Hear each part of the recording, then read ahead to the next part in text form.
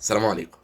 في ناس كتير بيبقى عندها مشكلة في إن هي بتذاكر كويس وبتعمل تاريخ للشخصية وبتذاكر بكل أدواتها داخليا وخارجيا، ولكن ما بتصدقش. يجي يمثل يحس إن هو مش مصدق، الناس مش مصدقاه، حاسس إن هو فيك. طيب يعمل إيه؟ طريقة سهلة جدا ومهمة جدا جدا جدا، لو عملتها هتفرق معاك.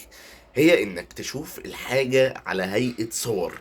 لما تقول كلام شوفه قدامك على هيئة صورة، وقتها هتحس وتصدق بنسبة كبيرة جدا، وغيرك هيصدقك طالما انت صدقت.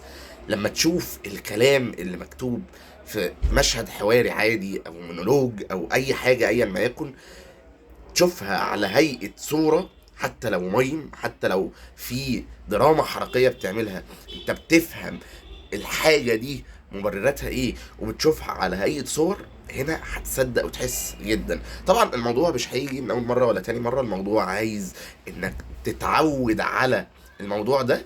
بعد كده الموضوع هيبقى بالنسبة لك تلقائي وعادة بتعملها بكل سهولة.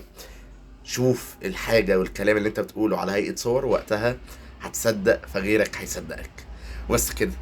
لو اي حد عنده اي استشارة او عايز يسأل على اي حاجة، هسيب لينك الفيسبوك بتاعي تحت في صندوق الوصف، ادخل اسأل على طول. واعمل لايك وشير عشان الفيديو يوصل لاكبر عدد ممكن، واشترك في القناة وفعل زر الجرس عشان يوصلك كل جديد. السلام عليكم.